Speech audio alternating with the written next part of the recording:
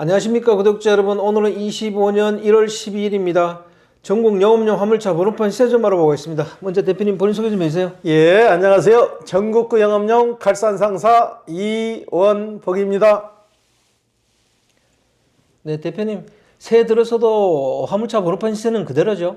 예, 변함없이 현 추세를 유지하고 있습니다. 네. 예. 구체적으로 좀 알려주세요. 예, 개인 소형부터 말씀드릴게요. 개인 소형은 1.5톤 이하 2,950만 원에 거래되고 있고요. 개인 소형 전기차 넘버는 2,700만 원. 개인 중형 1.5톤 초과 16톤 이하 2,750만 원에 거래되고 있습니다.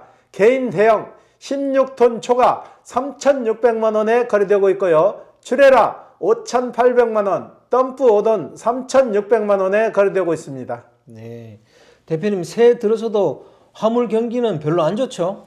예, 동절기로 접어들면서 더욱 안 좋은데요. 이 추세는 당분간 지속될 것 같아요. 예. 언제쯤 화물 경기가 좀 좋아질까요? 화물 경기 좋아졌다는 것은 최근 몇 년 사이에는 그런 일이 전혀 없었어요. 계속 하락세를 타고 있었기 때문에 딱 집어가지고 언제 좋아지겠다는 말은 할 수가 없을 정도예요. 예. 이렇게 경기가 안 좋다고 하는데 화물차 번호판 시세는 그대로인 게 더 신기합니다. 너무 안 좋다 보니까는 직업 전환하기가 어려운 거죠. 어렵다 보니까 그냥 현상 유지로 가는 거예요. 예. 그럼 다음 주 전망을 어떻게 보세요? 예, 다음 주에도 이 시세에서 크게 벗어나지 않고 이 시세를 유지할 것 같아요. 예. 대표님 이번 주 거래건 중에 기억에 남는 건 있으면 얘기 좀 해주세요. 예, 4.5톤을 운행하시던 사장님인데요. 4.5톤 7m 40짜리를 개별 화물을 운행했는데 이분은 저희하고 그동안 계속 전화 통화를 해가지고 가격대를 계속 타진을 했거든요. 근데 이분은 이 4.5톤을 파시고 이번에 개인 택시로 다시 계약을 하셨어요. 그래가지고 4.5톤이 키로수가 40만 키로가 넘었거든요. 근데 요즘 4.5톤 신차 가격이 비싸다 보니까 중고차도 어느 정도 가격을 좀 물고 있어요. 그래가지고 중고차를 직거래로 해가지고 적정 가격을 받아가지고 저희가 거래를 해드렸고 넘버는 저희가 매입을 해서 이제 판매를 할 거거든요. 이분은 이걸 팔고 개인 택시로 갈아타는 사례예요. 이분 같은 경우는 화물을 하시면서 굉장히 힘들으셨나 보더라고. 그래서 개인 택시를 하게 되면 아무래도 자가용으로도 쓸 수 있고 가족 단위로도 움직일 수 있으니까 개인 택시를 좀 이번에 갈아타신 거예요. 예. 그분은 화물이 수입이 안 되니까 개인 택시로 이렇게 갈아타는 건가요? 그렇죠. 화물 해가지고 그동안 벌어놓은 돈도 없다고 이제 말씀을 하시더라고. 그래서 더 이상은 해가지고 안 될 것 같아서 이번에 개인 택시로 갈아타신다고 그러시더라고요. 예. 그럼 인천 지역에서 개인 택시를 시작하시는 건가요? 그렇죠. 인천에서 개인 택시를 시작하시고 월요일 날 이분 같은 경우는 은행에서 이제 대출을 상담하러 가실 거예요. 근데 제가 일단 대출을 상담하러 가면은 제가 먼저 물어본다고요. 현금 서비스나 카드론이 있습니까? 제2금융, 3금융권에서 대출 받은 게 있습니까? 아파트 사시면서 대출 과하게 받은 거 있습니까?를 물어봐가지고 이분은 거기에 다 취업된 게 없더라고요. 그래서 가능할 것 같아가지고 일단은 은행으로 제가 안내를 해드려가지고 월요일날 은행 가서 대출 상담을 하고 오실 거예요. 예. 그러면 그분은 개인 택시 시작하면서 신용대출을 받으시려는 건가요? 그렇죠. 이제 개인 택시로 갈아타면서 개인 택시 신용대출을 받으시는 거죠. 예. 요즘 개인 택시 신용대출이 잘 안 나온다면서요? 그래도 전혀 안 나오는 게 아니고 조건이 좀 까다로워진 거죠. 본인이 평소에 현금 서비스나 카드론이나 제2금융, 3금융께서 대출을 받았다든가 아파트를 사실 때 과하게 대출 받으신 분들은 거의 대출이 안 이루어져요. 그게 없어서 이분은 좀 그래도 가능성이 있는 거죠. 예. 이렇게 화물차에서 개인 택시로 넘어가시는 분들이 종종 있나요? 한 달에 한 2분 정도, 두세 분 정도는 화물에서 개인 택시로 좀 넘어가는 거죠. 예. 대부분 그 수입이 안 되니까 이렇게 넘어가시는 분들이 많은 거죠? 예, 화물을 하시다가 수익 관계도 있고 나이가 드시니까 체력이 뒤따라지지 않으니까 개인 택시로 갈아타는 분들도 좀 있는 거죠. 예. 대표님, 본론으로 다시 돌아와서 화물차 하는 데 있어서 정부 지원이 좀 있나요? 화물차도 같이 정부 지원 없는 것도 없어요. 다른 그 정부 지원 같은 거 보면요. 개인 택시 같은 경우에는 정부 지원이 많아요. 네. 매다기도 탈 때 지원도 해주고 블랙박스도 지자체에서 지원을 해주고 유류 카드도 풀로 주잖아요. 무제한 쓰는 만큼 주는데 화물 같은 경우는 정부 지원이란 것은 유가 보조 몇 프로 해주는데 그것도 풀로 해주는 게 아니고 일정 리터를 정해서 그 리터밖에 지원을 안 해주는 거죠. 네. 거의 정부 지원은 없다고 보시면 맞아요. 예, 예. 화물차도 유가 보조를 전액해주면 안 되나요? 전액해주는 게 맞는 거죠. 네. 편향성을 둬서는 안 된다는 얘기죠. 개인 택시 같은 경우는 풀로 다 본인이 쓴 만큼 풀로 다 유가 보조를 해준다고요. 네네. 그런데 화물차는 리터를 정해가지고 그 리터만 유가 보조를 해주는 거죠. 네. 그러니까 너무나 편향적이다는 얘기죠. 네. 예, 예. 대표님 그러면 화물차 하면서 LPG 차를 구입할 때요. 예, 예. 정부 지원이 전혀 없어요? 화물차를 사실 때 LPG 차량을 산다고 해서 정부 지원은 제로예요. 전혀 없습니다. 예, 예. 왜 그렇게 정부 지원을 안 해주는 거죠? 그러니까 너무나 편향적이다는 얘기죠. 네. 택시만큼이라도 해줘야 되는데 화물차는 본인이 100%다 본인이 해야지 정부에서 지원해 주는 건 전혀 없는 거예요. 예, 예.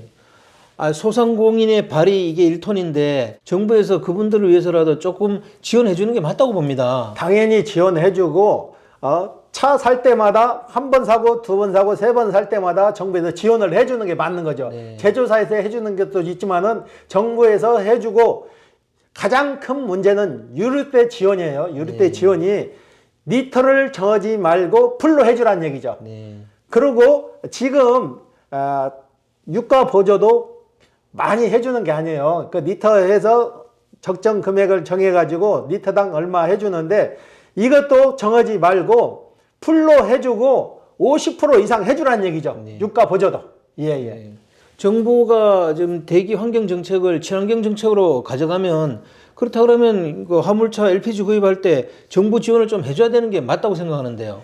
정부 지원해 주는 거는 전기차에 한해서 해주는데 네. 채단성도 안 맞는 전기차 사면서 지원해 주면 뭐냐고요. 전기차는 의미가 없는데 영업용으로서는 전기차가 맞지를 않는데 거기에다 전 지원을 해주면 뭐냐고. 차라리 LPG 차량에 그 정도 지원을 해주면은 훨씬 우리 화물차 하시는 분들이 도움이 되는 거죠.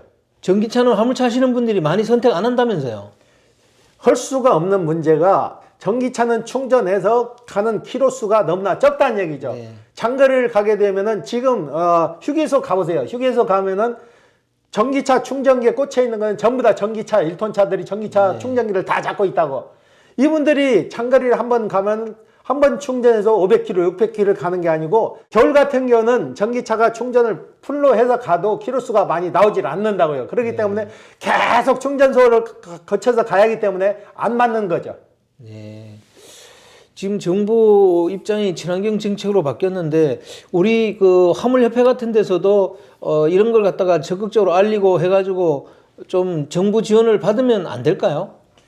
당연히 그렇게 돼야 되는 거죠. 전기차만 천몇백만 원씩 지원을 해줄 게 아니라 네. 기존의 LPG 차량도 전기차나 똑같게 친환경 차량이니까 지원을 해주는 게 맞는 거죠. 네. 채단성도 안 맞는 전기차에 따면 무제한 지원을 해주는데 전기차 사는 분들이 없잖아요. 지금 전기차 사는 분들이 없었고 전기차 생산도 거의 안 하는 걸 알고 있어요. 화물차는. 그러니까 이건 정책이 잘못된 거죠. 네.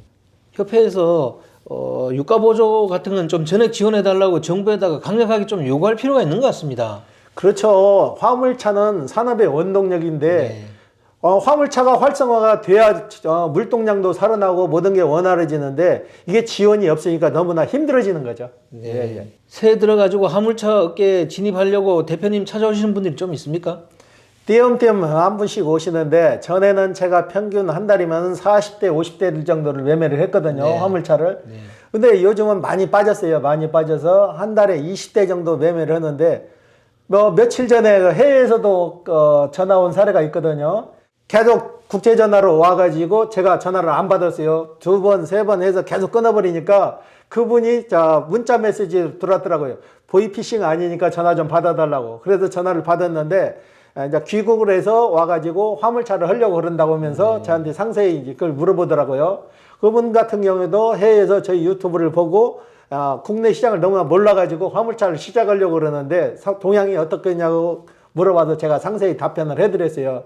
지금 국내 사정이 좀 어둡다는 쪽으로 말씀을 드렸더만 그분도 좀 찜찜해 하시더라고. 예. 그래도 그분은 시작하려고 그렇게 생각하시던가요? 예. 그래도 그분은 귀국에서 마땅히 할 일이 없으니까 화물차를 하시려고 많이 생각을 하시더라고. 네. 예. 새해에 화물차 시작하시는 분들 대부분 정년퇴직자분들이죠? 정년퇴직자분들이 거의 주를 이루고 있는데요. 이분들도 시작하기 전에 고민을 많이 하세요. 네. 시작해가지고 내가 적응을 잘 할까, 하루에 나오면 얼마나 벌까 해가지고 많이 오셨는데 저희가 오시면은 상담을 해드리면서 바로 차를 계약하지 말고 일단 선탑을 한번 해보고 결정을 해라. 만약에 사가지고 시작해가지고 적응을 못하게 되면 서로가 낭패니까 한 번 더 생각하시라고 하면은 이분들도 그래도 어느 정도 생각을 갖고 오신 분들은 진행을 하시는데 선탑 한번 해볼게요. 그래서 선탑 해보셔가지고 되돌아오는 확률이 좀 적어요. 네. 그만큼 선탑을 해도 요즘 일이 없는 걸 눈으로 보니까 좀 안타까워요. 네. 대표님 보시기에 젊은 분들이 화물차 업계에 진입하지 않는 이유는 뭐라고 생각하세요? 일단은 젊은 분들이 진입을 하면은 돈벌이가 돼야 되잖아요. 네. 돈벌이가 안 되는데 진입을 하겠냐고요. 일단 시장 조사를 해갖고 본인들 젊은 층들은 요즘 같은 경우에는 인터넷 클릭하면 다 나오잖아요. 네. 맨날 클릭해서 공부를 했는데 화물 시장에는 답이 없다는 걸 본인들이 알기 때문에 쉽게 접근을 못 하는 거죠. 네. 예. 앞으로 화물 경기가 좋아져 가지고 젊은 분들도 많이 진입했으면 좋겠습니다. 그런 세상이 빨리 돌아와야 활성화가 돼야 모든 경기가 완전체가 되는 건데 지금 이 상태에서는 좀 갈수록 더 힘들어지는 것 같아요. 네. 오늘 인터뷰 감사드립니다. 예. 네, 구독자 여러분, 오늘은 25년 1월 12일입니다. 역시나 화물차 넘버 시세는 변동이 없고요. 새해 들어서도 정년퇴직자분들이 화물차 업계에 많이 진입하고 있다 그러고 젊은 분들이 많이 진입하지 않는다는 얘기를 대표님께서 하셨는데요. 화물 경기가 활성화돼 가지고 앞으로 젊은 분들이 많이 화물차 업계에 진입했으면 좋겠습니다. 자, 호화제는 다음 주에 또 다른 주제로 구독자 여러분 찾아뵙겠습니다. 안녕히 계십시오. 호화제였습니다.